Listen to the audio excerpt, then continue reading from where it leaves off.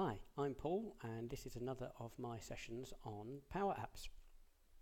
So I've done a few videos already on galleries with nested galleries inside them, and I've had some feedback from that, and I had a great question which was regarding, are there limits to how much you can show in these galleries? And there are, and it's all down to our old friend Delegation again. But that got me thinking, are there workarounds, are there tweaks, are there things we can do if we've got a data source which is much bigger than the 500 limit that Delegation sets, and we still want to represent that information in a gallery? So I've been putting something together here as a little demonstration to show that it can be done. So to get this set up and understood, let's have a little look at the data source I've put together for this test. So I've got a data source which has just got 3 columns, a header ID, a detail ID, and a detail name. And I've got loads of data in there, so I've got nearly 5,000 rows in there. And we can see I've set this up so that we've got 5 order details in each order header. So I've got header ID number 1 with 5 order details in it. Each one of those details has got an ID and has got a name. And I've called these test 1, 2, 3, 4, 5, and then just repeated it for each one. And then I've added a couple of extra rows in there. Or have I? Okay, no, I haven't yet. We'll do that when we reach that part of the session.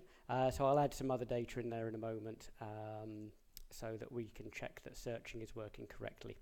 But there's our data setup. I'll run you quickly through the screen that I've already created so you can see how this works. If you don't like this solution, once I've shown it to you, then you can stop watching me and try and find some alternative. But this is the way that I have tried to tackle it. So if you just look at the top half of the screen for the moment, the bottom half is all the stuff which is going on under the hood to drive this. So as we saw, I've got nearly 5,000 records in my data set. And I've got my gallery sub-gallery set up here, so you can see for each of these header IDs, when I click on them, it just expands out and it shows me I've got 5 order details in each one. Test 1, 2, 3, 4, 5. Now, because filling a gallery, a nested gallery structure, requires that you use the GroupBy command, and the GroupBy command is not what they call delegable. Whenever you use the GroupBy command, you're going to be limited to getting 500 records back. So the gallery is showing 500 records at a time. Remember, I've got about 5 details per header, so this is telling me I'm showing the first 100 headers, header ID 1 to 100. I've set up some little navigation buttons, so we're effectively going to page through the data. So at the moment, if I were to bother to scroll all the way down, we'd see that I've got from 1 to 100. If I click on the next button, it will take a moment to refresh because it's going to pull in another 500 records from Azure SQL DB. And then here we are. So I've got the next set of records, which is order header 100 to 199. And I can go forward again, and I can get the next set of records. There we go. And I can just keep doing that, going through, working our way through the data set. And I can also page backwards as well, so I can go backwards through the data set. So at the moment we're looking at a page which has got order header ID 298 to 397. So I'm now going to go back, and we should see that we're from 199 to 298 or something like that. So there we go. So that's sort of how we are getting around displaying things on the screen to say, okay, look, you can have more than 500 records, but you're going to have to look at them 500 at a time. And you could probably have a design discussion around that and say, look, there's no point, particularly on a mobile device, of showing more than 500 in a single scrollable gallery, because you'll be sitting there scrolling all day to get to the bottom of the list. So we can page backwards and forwards through them. Now, those of you who know a little bit about delegation may be saying to yourselves, aha, but normally when we do a search, we're going to be limited to searching within the first 500 rows of data. So I mentioned before that I have actually set up a couple of other rows. I saw them in there a moment ago. So I'm now going to do a search for the 2 rows I've got called demo. Let's just show you those in here. I just want to refresh this data real quick. And then we'll see I added them at the bottom. So I've added 2 rows where the detail name is demo, and I've attached those to header ID 1 and header ID 150. So they're at very different locations within our data. In fact, I'll tell you what, no, we'll leave it there, 150. I was going to put it up to a bigger number, but that'll take a while. So let's now look for those ones that have demo. I've got 2 records that say demo within them. And again, it's going to do its searching. And there we go, boom. So header ID 1 has got an order with the name demo in it, and header ID 150 has got an order with the name demo in it. So we're searching through the complete data set when we're doing our search on here. So we're not limited to just the 500 which are currently showing in the gallery. We're searching through the data set, which remember is close to 5,000 records that we've got here. Okay, so there's the preamble on the solution that we've put together and what that looks like. So let's go ahead and start to build it. So I'm just going to close this.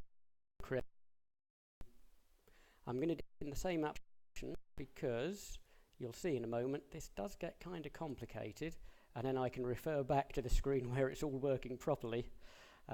Rather than spending a lot of time figuring out when there's an issue, when I've made a typo or something. So let us insert a gallery. So we'll start with a blank gallery.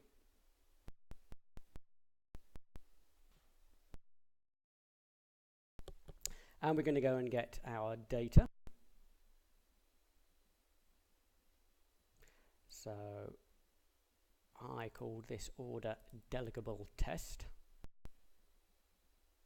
So that's the data I was showing you in SQL Server a moment ago, something like 5,000 records. And to begin with, let's just see how a normal gallery works. So before I start doing group bys and putting in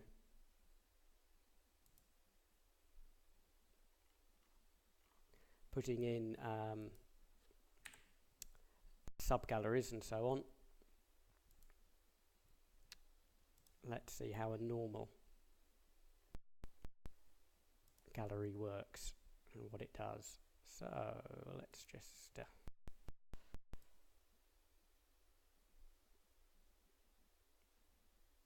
it's brought in my test as the one that it's going to work with. Let's make it instead the detail ID, because that is the unique key.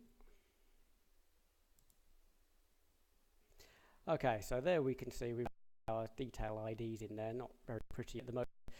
Normal gallery setup, so normal gallery linked to Azure SQL DB. And what you'll find is initially the gallery will load the records, and as you scroll down towards the end of that list of records, come on, we get a couple of little dots flash up here, we get the refreshing across the screen, and then we get the next 100 items to display. So in a normal gallery, it will connect to the data source if it's a delegable data source like SQL Server, and it will pick out 100 items. You scroll to the list of the first 100, it gets the next 100. Scroll to the end of that list, it gets the next 100, next 100, next 100, and just goes on and on doing that. So that's great, but as I say, this is all down to delegation again. To get our gallery sub-gallery relationship set up and to get that structure set up, we need to use the GroupBy command.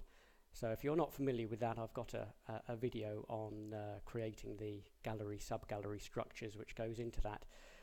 So I'm not going to talk too much about what's going on here, but we'll put the GroupBy command in and we will see that things behave a little bit differently. So I'm going to GroupBy my data source. I'm going to group on the column name. We're going to group on the header ID. That's the one that seems to make some sense. And we're going to call this, I'm going to put a D in front of all of my collection names and variable names and group names and things. D for demo, just so it doesn't get mixed up with other things in this application. So let's call it D group. Let's call it D group order for now. Okay. What does it not like about that? Does it need to be in quotes? Yeah, there we go. Fantastic. So there's my data source. Okay, now this was showing the detail ID. I'm going to have to show you the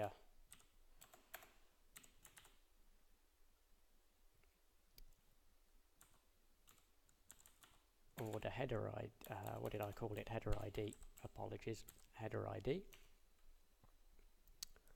Okay, so let's just show you what we've got in there. Okay, so here is my order header ID. Remember, each of these has got about 5 records in it. And I'm going to scroll down, scroll down, scroll down. And when I get to the bottom of this list, so I'm on header ID 100. So although I'm not displaying the subgallery yet, because each of these have got 5 records in them, then we've hit about 500 records here. And then it stopped. Okay, it doesn't matter how much I try and scroll it further. It's not going to go any further. It's only going to give me the first 500 records. So why is it that? Because delegation. So we can see here functions which do not support delegation. So the GroupBy function doesn't support delegation. As soon as we apply the GroupBy function to a data source, then SQL Server is only going to go and get the first 500 matching records, and then it's going to stop. So I'm only seeing 1/10 of my data now because I've got 5,000 records in there. And then it's saying down here, where are we? Yeah, if part of a function is not delegable, then the result of the entire formula is not delegable. Or that's how I read that sentence, but that's not entirely true. So let's have a little look at what we can do to make all this work for us. So let me go back to my data source here, and I'll tell you what, let's put the subgallery in now. So let's go for our flexible height gallery. So this will be a little refresher on the galleries. So my data for my subgallery is going to be this D group. Sorry, this items dot.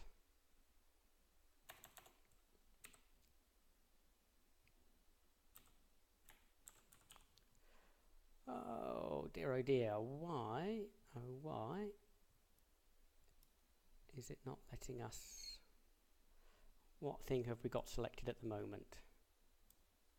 Okay, so it didn't put the gallery inside the other gallery by the looks of it. So, apologies. Okay, so let's try that again, and I'll explain what I did wrong. Is I didn't select something inside the parent gallery. So when I hit the insert gallery button, it didn't put it inside the parent gallery, it just put another one over the top of it. So now I've got something inside the gallery selected. Let's now try again with our flexible gallery.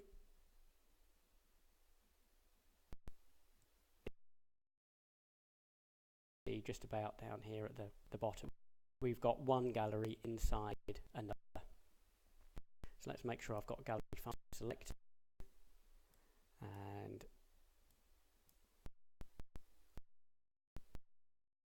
screen catches up with me. This item dot the group order. Oh, and it does that. This item dot the group order. Okay, fantastic. So now I've got one gallery inside another gallery, and now I want to put some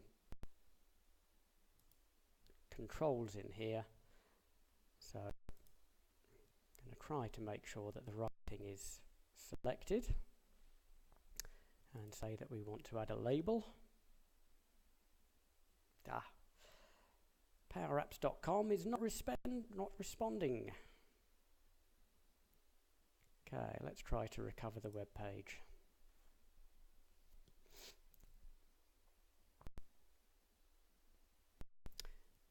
Right, I think this is probably going to be an opportune moment to have a quick break. I'm going to take a second and I'll record part and I'll stitch the videos together before I put them on YouTube.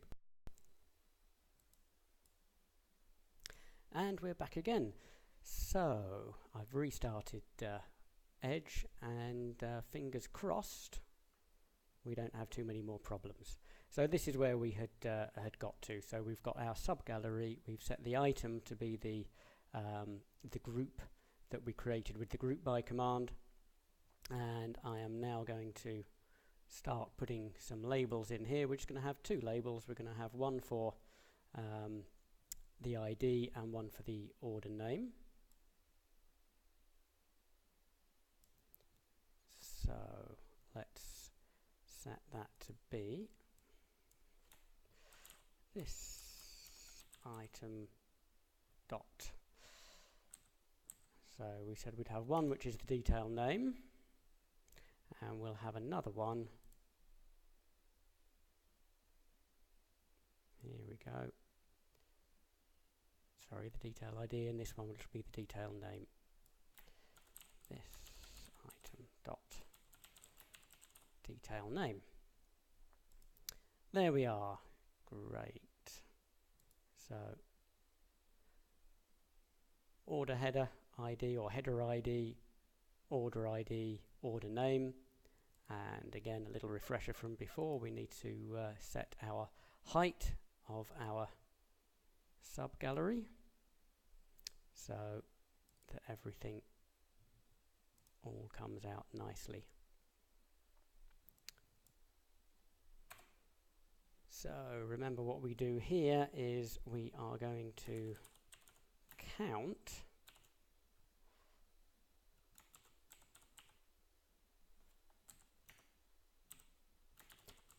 the number of records which appear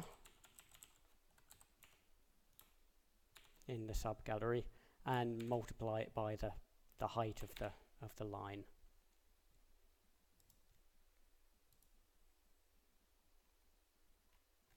Okay. Just tweak that a bit. I'll save you some time. Let's pause while I tweak it. Okay, back again, sorry. So yeah, it's not very exciting watching me position controls on the screen, but that's what I've just been doing. So just positioning these so that they're up near the top of the screen, so that they're neatly aligned. And then, as I say, we can simply set the height for the sub gallery to be the height of one of our rows of data multiplied by the number of rows of data that are going to appear in that sub gallery. So again, have a look at the dedicated video on that for more information if you need it. So here we are now. So here's our gallery, and if we were to scroll for long enough, we'd get to the bottom of the list, or the list of what's been loaded, which remember is the first 500 items. So for this solution, this is not my day. We'll be back shortly. Apologies, here we are back again. So, header ID, order ID, and then the order name on here. And as I was saying, it's got 500 records in there. And as we've seen, when we're in the Web Studio, then if you've got a very long gallery, scrolling through it can sometimes cause the Web Studio to crash. It's okay on a mobile device. When you're in the Web Studio Designer, it's another story. Now, sorry, let's go back there again. You may notice something interesting here. So, header ID 1, that was one of the ones where I'd added a little bit of extra data to it. So let's just remind ourselves. So, header ID 1, I added another record at the end of the data set to say, right, I've got another order detail for header ID 1. And we called that demo. Now, in my solution that I was showing you before, you will see when I refresh the variables to start the screen, you'll see that the demo 1 does show up. So why have we got this difference in behavior? So first of all, why is it not showing on the other screen? And secondly, how are we going to fix it? Let's show you that. So this is this delegation business again. So remember we said that GroupBy can't be delegated. And when something can't be delegated, then PowerApps goes off and gets the first 500 records and then does the data manipulation itself. So what's happened here is we've got the GroupBy command.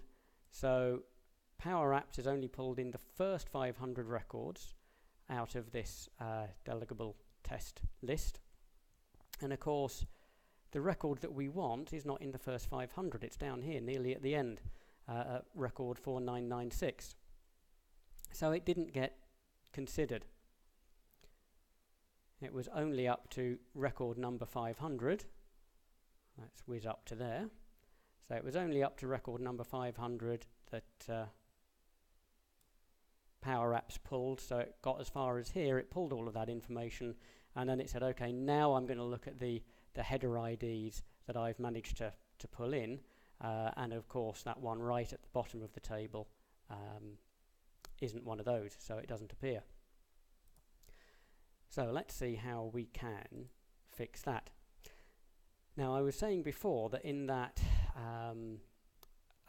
post on how delegation works, that it said, okay, as soon as you've got something which is non-delegable, then nothing is delegable. Well, that's not quite true, because what we could do is we could put a sort by columns on here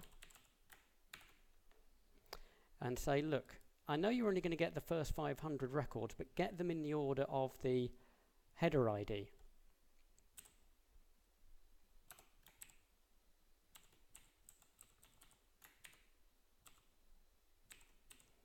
And we'll just put in the ascending in there. So let's see what happens when we do this. Okay, well in fact we can see it's refreshed on the screen now. We can see this demo record has now appeared, which was right down at the bottom of our data list. So what is going on? Okay, well that post I think was misleading when it was saying, okay, if one part of the formula is not delegable, then none of it is. Because what's happened is this part of the expression, sorry, there we go, the sort by columns, that was delegated. So what we did is we sent an instruction to SQL Server to say, look, sort everything in my table by the header ID and then pull the first 500 records. So this part did get delegated. So now my record, which was down at the end of the table, is still included. So it's worth knowing that things can be kind of partially delegable, and you have to do a bit of testing and trial and error to find out what fits the bill and what doesn't. Okay, so that's our first little magic trick that we needed to pull, was to understand that we can do this. So now that we know that the thing that we're putting inside the GroupBy might be delegable, that opens up a few extra opportunities for us. Because what we could do now is we could say, I want to have a button on here which when I click it, it takes me to the next set of 500 records. So let's see how we can do that. Let's do it manually first of all, and then we'll see how we can pick out the header ID and use that as part of a formula. So right now we know that we're only showing the first 500 records, and that's order header ID 1 up to order header ID, header ID 1 to header ID 100, because there are 5 details in each one, so that's 500 records.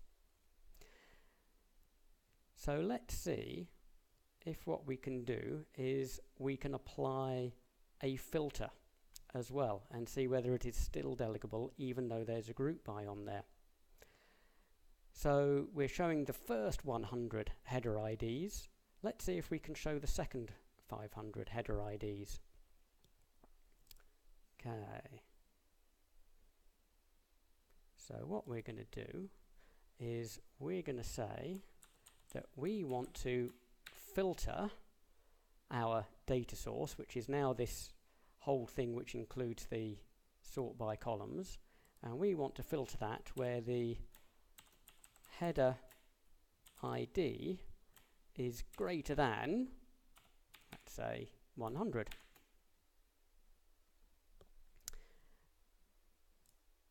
And let's let that refresh. There we can see the little dots going across the screen to let us know that it's thinking and it's talking to SQL Server. And it's taking its time.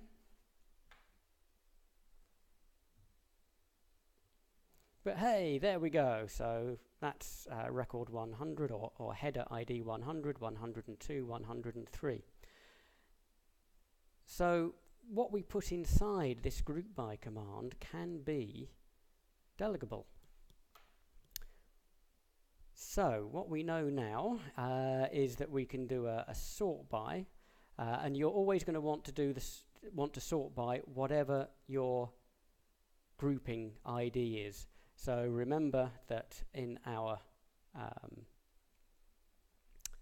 GroupBy, we're grouping by the header ID, so we want to make sure that we're sorting this information by the header ID as well, because if the header IDs are scattered about the table, some at the beginning, some at the end, as we've done in this example, you're going to want to make sure all the header IDs are being pulled back when they're coming back in these batches of 500, that they're being pulled back together, that there isn't one at the beginning of the table and one at the end of the table and some in the middle.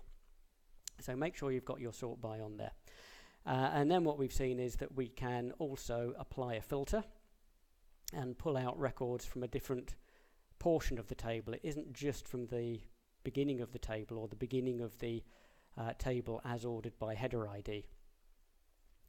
So the next thing we need to do is we need to find out what our highest header ID is in the gallery on any given, let's call them page, any given page of information, so that when we click the next button, we can automatically set this to say, right, oh okay, now I want everything from header ID 200 onwards. And then when we click the button again, it might be 300 or 350, depends, you know, how your data is distributed.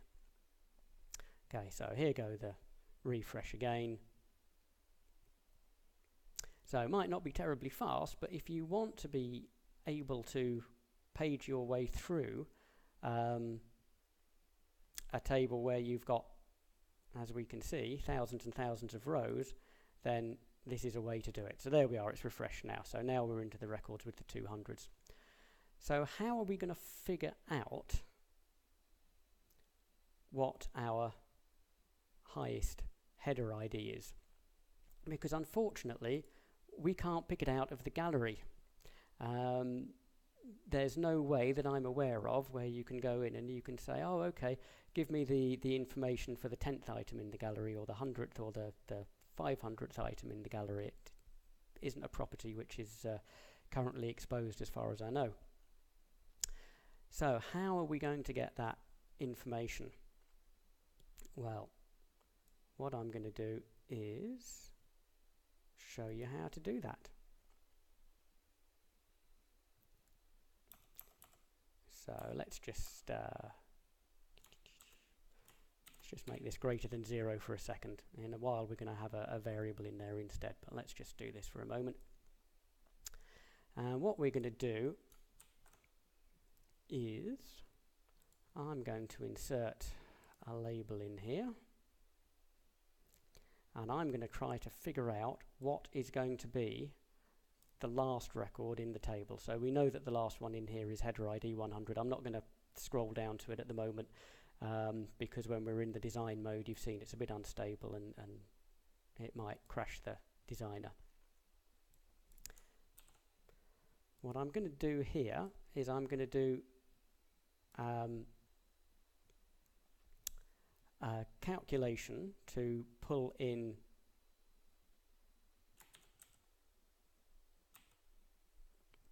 my data, and excuse me looking at the other screen, but you can see these start to get a little bit complicated.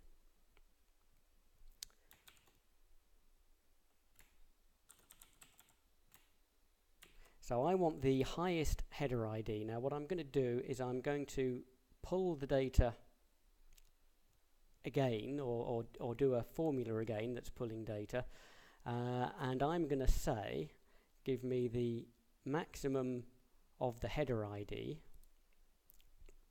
that comes back, and I'm going to use the first n function to say give me back the first 500 items and tell me what the max of the header ID is. Right, there we go. What does it not like about this part of the formula? Okay, so a little warning. So the first 500, have I got all my, excuse me, brackets in the right place? No, it seems not. So this is where, as I say, rather than try and work out the whole thing again, let's cheat by going to my screen where I've done it earlier and where I have managed to get it to work. And we'll paste it in and change a couple of references so that it works on here as well.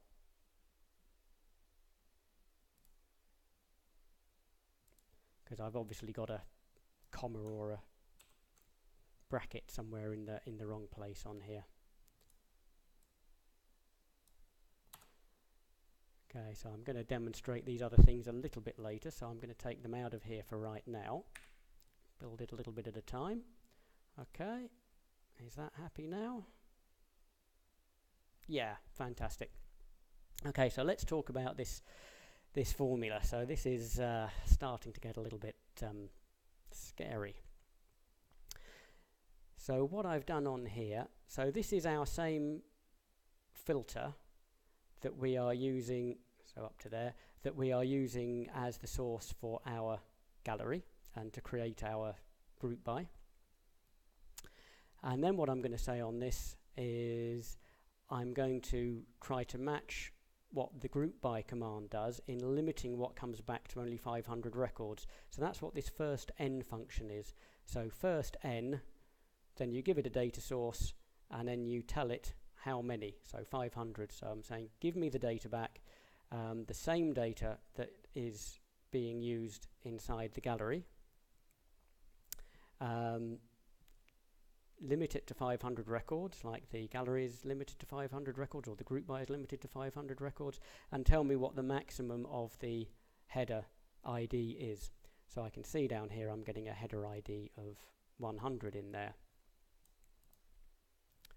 So what I can do now that I know what the maximum header ID is I can put a button on here that is going to say, okay, set this gallery to pick up everything from order header or header ID 100 onwards. So let's do that. Let's go get a next button. Here we are, next button. Let's pop it down here at the bottom of the screen for a second. Now what I'm going to do is I'm going to say, okay, when you push on this button, set a variable. So I'm going to call this, putting, as I say, D in front of the ones for this demo so I don't get them mixed up with others. D, my last header ID, and set that to whatever I have got in this label down here in that text box. I think that's label 5. Label 5 dot text.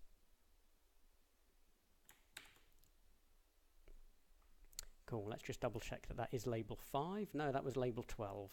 Okay. Label 12. And so that we don't confuse ourselves too much later on, let's actually rename that label, and we'll just call this one label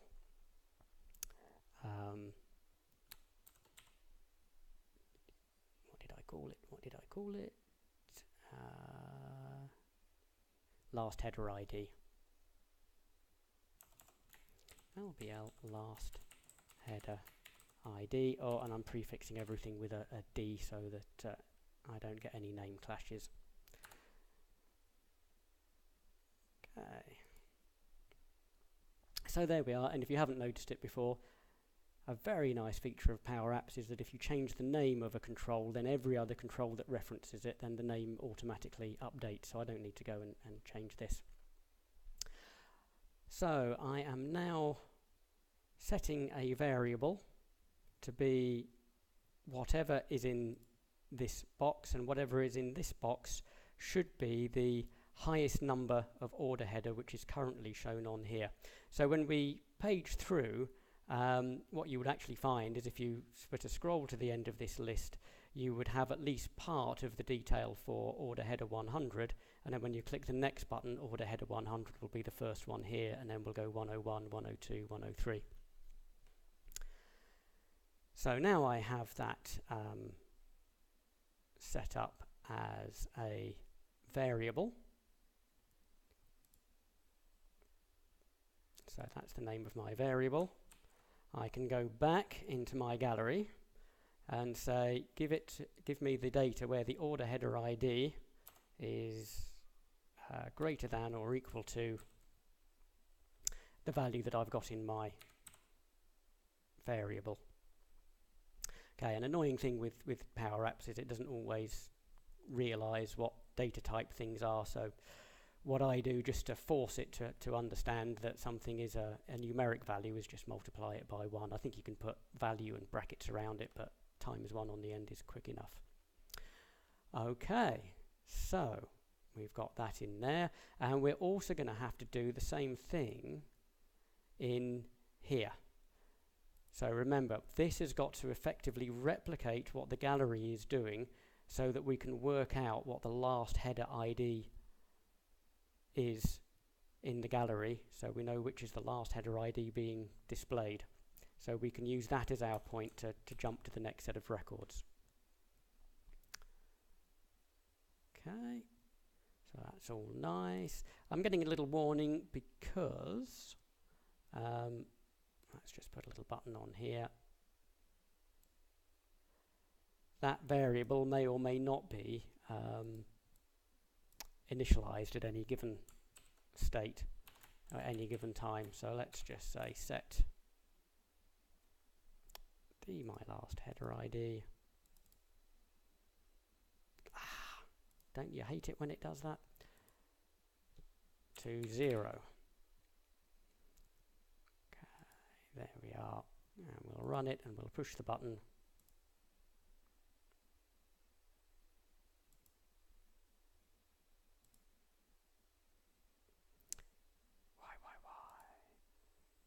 One moment. D my last header ID. D my last header ID. D my last header ID.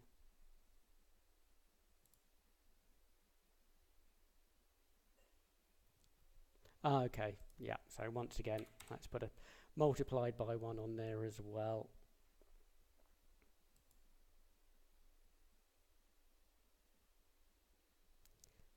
And let's just try that again and see if that's going to play nice for us. No, okay.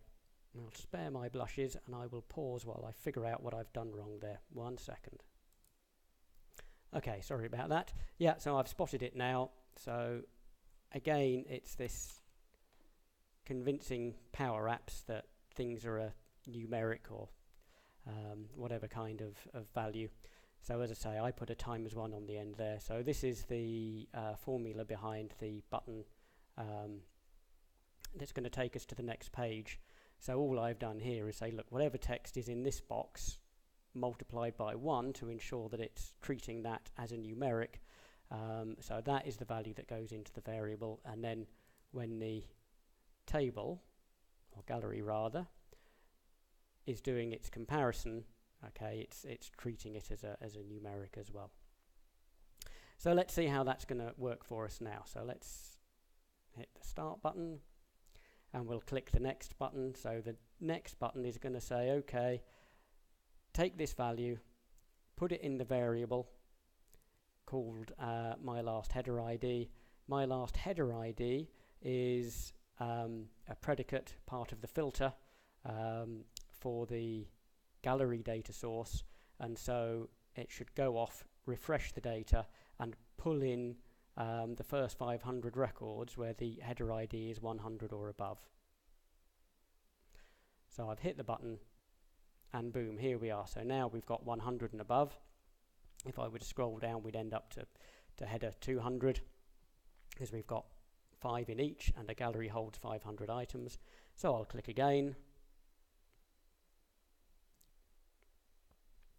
Let the wheel spin for a second, and then we should go, yeah, 199 upwards. So hopefully you can see that that's working. So, woohoo! We are making some progress. I know it's hard going. This is complicated. Right. So now we can page forward through our data. And so naturally enough, what we're going to want to do next is we're going to want to page backwards through our data.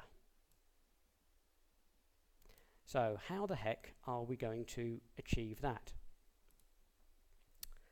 So this is one that had me troubled for a while. So I tried all sorts of different techniques to try to get this to work.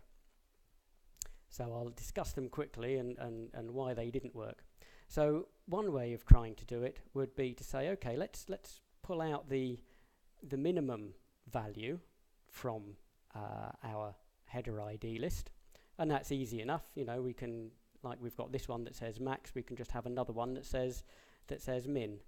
Okay, so that would pick us out the lowest one, and then we could have an if statement in here that says, okay, if we're now going backwards rather than going forwards, then I want everything which is less than the minimum value here.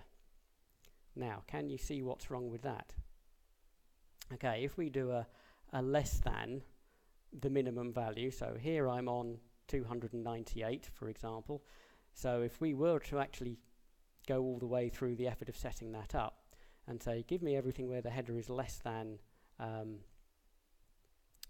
what's this one, 200, what we would end up with is not record 100 to 200, yeah, we're going to end up with record 1 to 100 again, okay, because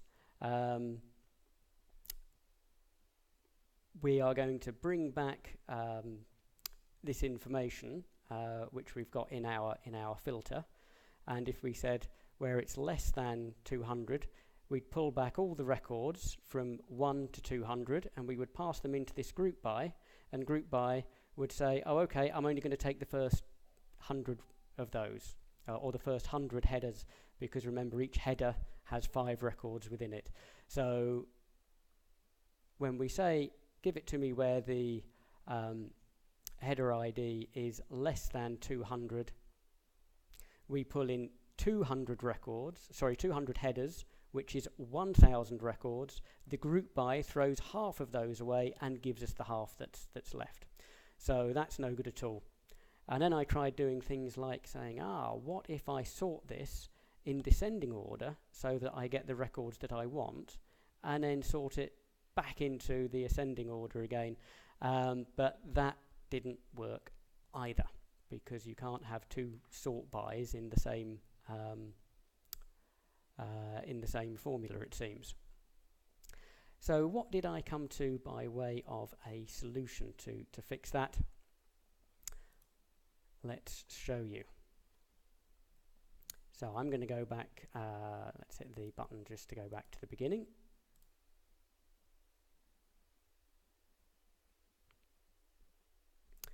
So I know that my first page of data ends at record 100. So when I go to page 2 or 3 or 4 of the data and I want to go backwards, if I've remembered what was on the previous page or where the previous page began, I can just apply that same filter again. So here we've got to remember what page we're on and what is the maximum value of the header ID on that page. So let's put that together. So when I hit my next button, I want to do a few things. I'll do these first. So I am going to, got to get these in the right order. I'm going to add something to a collection. So I'm going to call this decol my page history. And I'm going to say what I want to put in here is d my history page. Oh, sorry, let's name first, history page, excuse me, then the item, and then we want to know what the last header ID was. Let's make that history last header ID to try to avoid some confusion.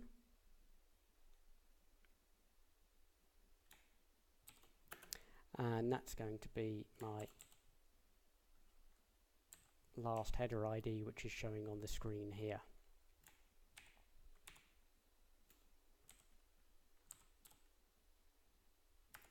That's great, except I've forgotten to create my variable which says what page I'm on. So I'm going to set the page that I am on, which I'm calling d my history page, equal to d my history page plus 1.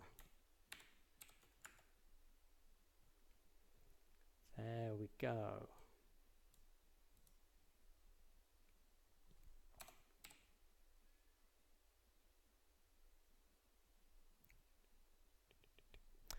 Cool, and we're going to want to initially set our history page value to 0 when we first open the screen.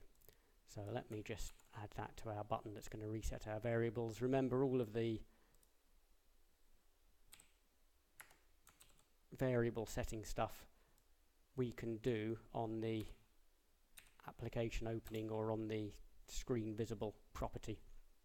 I like to have it on here for testing so that we can hit the button. Okay, so this should now, as we page through, build up a collection of items which is going to remember for us for each page where the first, or what the first header ID was, and then we can use that in our formula, the filter part of our formula that populates the gallery. So I'm just going to pop in a data table so that we can view as we go along what is in that collection.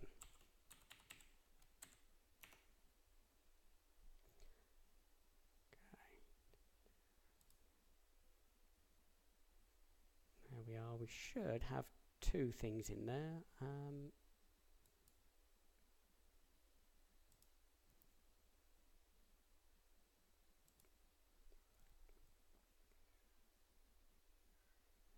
So let's let this refresh. Lovely. Push the button. Okay. And we can see that we're starting to populate this. I'm just unclear right now as to why we've only got one of the items showing, because we've got two items. We should be putting in the history page and this, so there should be two things in our collection. Let's just view our collection real quick.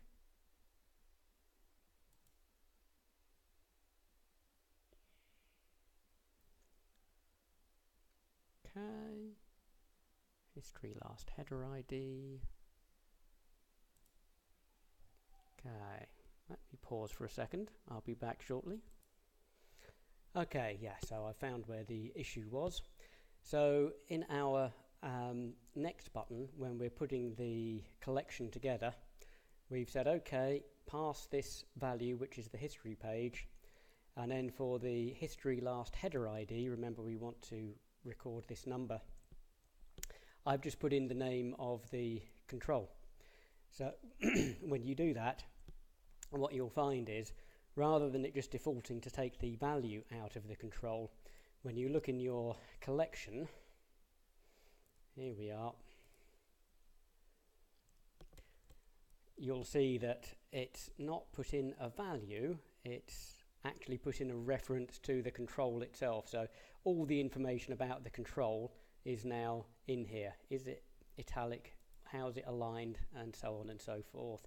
So what we've got to remember to do whenever we're referencing and trying to pull a value out of a control is say, okay, give me the text value, and I'm in the habit now, as I say, of just putting multiply by 1 on the end so that I'm sure it's going to be treated as numeric and not as character information.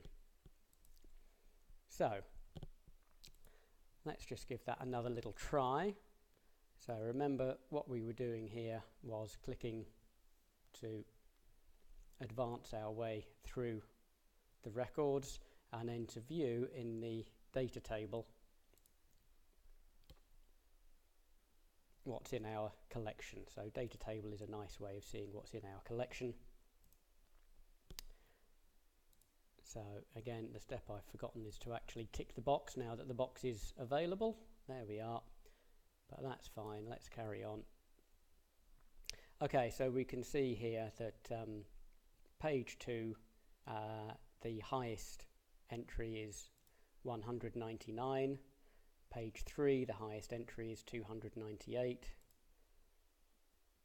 Page 4, the highest entry is 397. So the idea here is when we click to go back to page 3, when we click the back button from here, it's going to say, oh, okay, I'm going to show you everything which is greater than order header ID 298.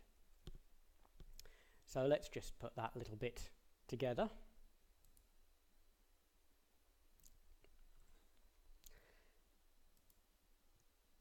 So when we hit the select on here, what we want to do is we want to set our variable dMyLastHeaderID. So remember, that's what we're filtering on in the gallery. So dMyLastHeaderID, and we want to set that to be a lookup in our collection for history page is equal to dMyHistoryPage, and the value that we're going to pull back is the history last header ID. And of course, the thing that I need to do on here first of all is to set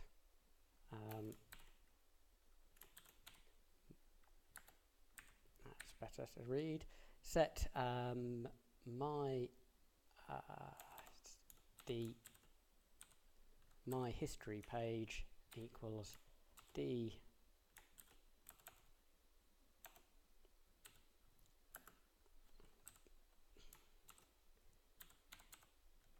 my history page -1. So I've decremented my history page. So if we were looking at this, I'm currently on page 4. When I click on the button, it'll say, all right, okay, you're now on page 3. Go and look up what the value for page 3 is, and then of course use that value as the filter in our gallery group by statement. Okay, just make sure we've got that all sorted. Fantastic. I think that's all we have to do with that one.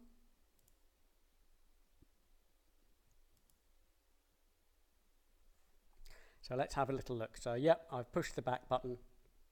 It said, okay, we're currently on page 3, therefore we should be at 298 or above. If we go back again, we should go 199. And I'm hoping when I go back again that, yeah, it's going to go right back to the beginning of the record set. So that's fantastic. We've almost got the whole solution put together now. So it's taken a while, but we're almost there. If your data is likely to change, if you're likely to get other records appearing in here, or if you're going to put a search box on here as well, which I'm going to show you in a moment, then what you want to do is each time you go forward through the pages is you want to remove what's already in our history pages collection and replace it with whatever is there now. It may become clearer when I put a search box on while we're doing that, but this is should be an easy enough thing to do. So we want to do a remove. We're going to remove something from the collection. So I'm going to say remove from the call my page history, and then we've got to pass it the thing that we want to remove. So the way we can do that is to look up what is currently in there for the current page and then delete it. If there's nothing in there for the current page, then it's fine, it will just ignore it. So again, we're going to do this lookup. So we're looking up in dcol my page history, and we want to find where the history page is equal to my history page.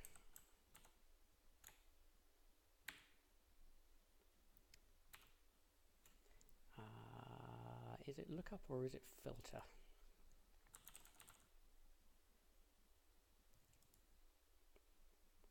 Okay, let me check my reference. Okay, so there's the typo. Do you see it? I hadn't put in a semicolon to terminate the instruction.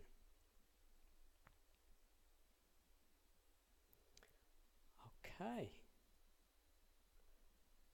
That's looking pretty good so far, so let's just give that a try. So record 1 up to record 100. So this is telling us that history page 2 starts at record 100. Go to page 3. Now page 3 starts at 199. Go to page 4, it starts at 298. So now we'll start going backwards again. Okay, so now we're on page 3, so we're starting at 199. Go back again, we'll be on page 2, so we should start at 100. Go back again, and we're right back to the beginning of the record set. So there's just one last thing that we need to do, and that is to allow us to do a search. So what I'm going to do is I'm going to put a search on for searching for the order detail description, the order detail name, which is this here where it's got test 1, 2, 3, 4 and demo. So let's pop on a search box. Just going to pull this gallery out of the way a little bit, and we'll put a search box at the top. So let's insert a text input box.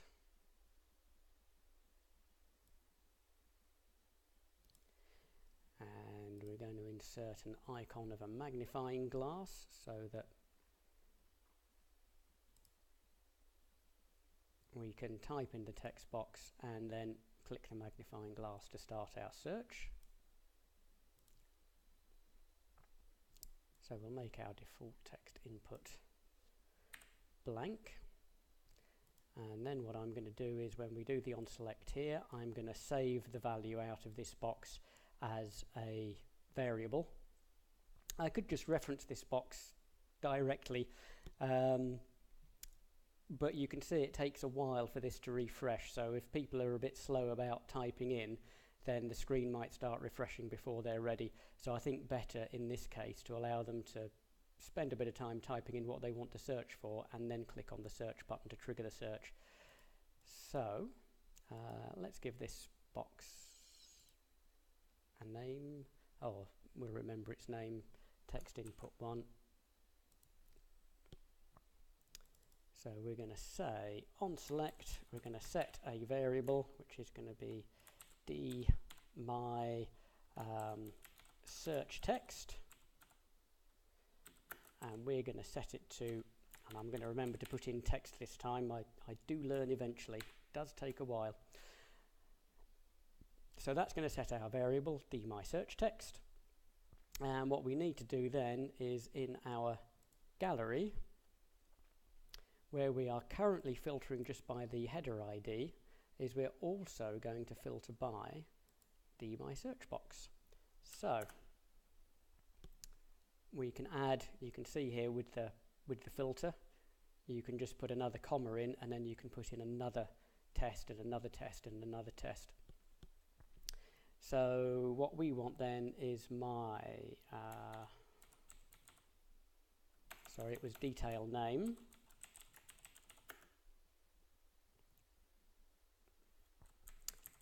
We need to do this the other way around, sorry. Okay, where my search text is in, so that we can have partial matches, is in detail name. Okay, so we've got that in there, so hopefully that is going to work. And remember, we also need to put it in our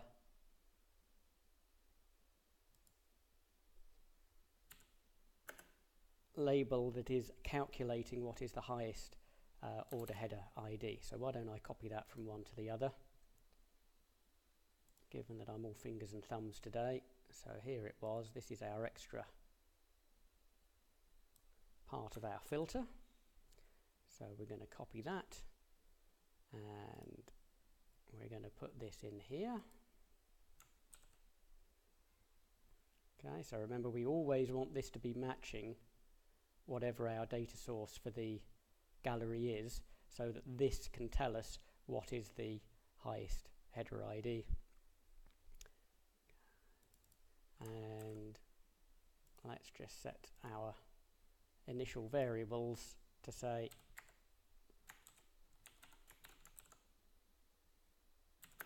that this is blank. There we go. Right, now let's see how we get on. And again, I've got some sort of issue here. Give me 1 second. Okay, sorry for that. Okay, so it was actually all good. The issue was just that I hadn't reset the screen again. So I'm going to reset the screen with the button that we have here. And we're showing all of our normal information. Now what I'm going to do is I'm going to say, right, I want to search for demo.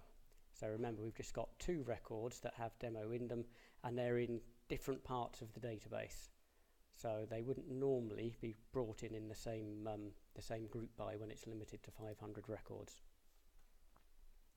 So there we are. So there's my search. So it's picked it out of header ID 1 and header ID 150 because I've just got 2 things called demo. I could change this and say, give me everything which has got test 1 in it. So there we are. I end up getting back 1 record for each header because every single header has a test 1 in it. And this is telling me that my maximum header is number 500. So when you do a search, what's going to happen is you've got a different set of data back. So these history pages are no longer really valid. Okay, so one last thing that we want to do is say, okay, if we're doing a search and we've then got a different set of data back, we need to clear out all of our history pages so that we're going to the correct records. So let's do that real quick. So when we press this button, we will do a clear command on decol my page history. So that's going to set that out. Clear out the collection, and we want the my history page equals 0. So we're right back at the beginning again. Oh, sorry. Set my history page to 0. There we go. Okay, I think that's all looking all right now. And I'm going to just pop those quickly on my clear everything out button.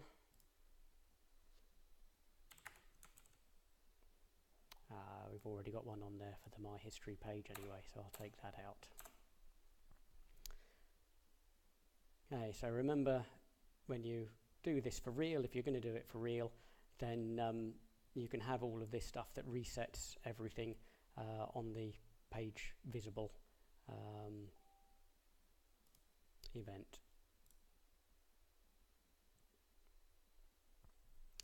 Okay, so here we are. Let's use our button to reset.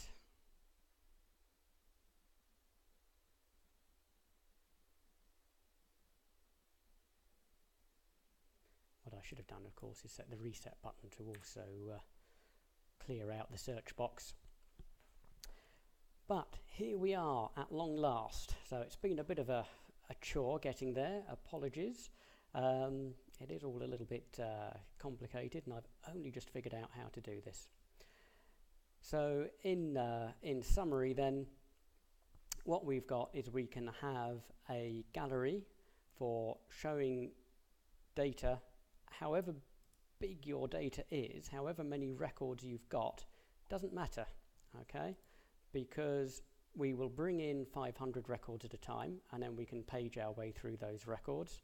And if we want to do a search, when we put the search in, the search is actually going to be delegated to SQL Server. SQL Server is going to pull out the records that match and then just send the matching records back to PowerApps. And if there's more than 500 records, we'll be able to click to page through them. Okay, if there's less than 500, then they'll all appear on the same gallery. So there we have it. You are no longer limited to only 500 records in your galleries. Okay, you've got to page backwards and forwards through them, but as I mentioned before, do you really want a gallery with 5,000, 10,000 items in it? Much better that it show you 500 items at a time, and then you can click to jump to the next set of items if you want to. And you can do your search, and your search will your search will check out the entire data source. It won't only check out the 500 that are there. Okay, wow. If you stayed through to the end, then congratulations, well done. Give it a try. I hope it works for you. If you have difficulties, then let me know in the comments. Maybe what I can do is actually set up a little demo file which I can send out if anybody really is interested in doing this. Okay, that's plenty for one day. Have a great day, folks. Happy power apping.